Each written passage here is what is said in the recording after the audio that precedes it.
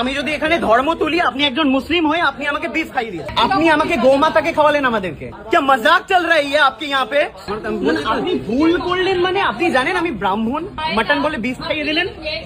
আমরা এই মুহূর্তে পার্ক স্ট্রিটে একটা ভীষণ বড় রেস্টুরেন্টে রয়েছি, যেখানে আমরা অর্ডার করেছিলাম মাটন স্টেক।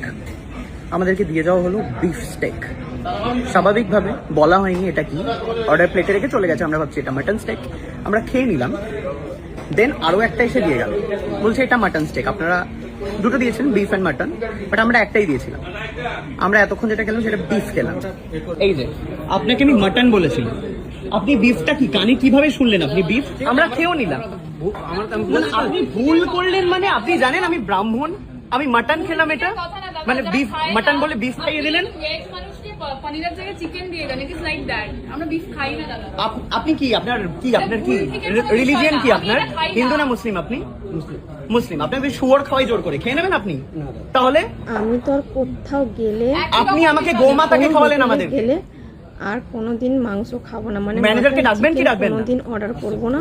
আর আমি এমনি তো কি করে হলো দাদা এটা? আপনি ম্যানেজার? এই ভিডিওটা দেখার পর আর কোনোদিন বাইরে গিয়ে কোনোদিনও মটন চিকেন অর্ডার করবো না। এটা কিন্তু একদমই ঠিক করেনি যে হোটেলের মালিক, সেটা কিন্তু একদমই ঠিক করেনি। এটা কিন্তু দেওয়া উচিত হয়নি একদমই। ওনারা বলছেন ভুল করে দিয়ে দিয়েছি, কিন্তু ভুল করে হোক যাই করে হোক ওরা তো খেয়েছে জিনিসটা।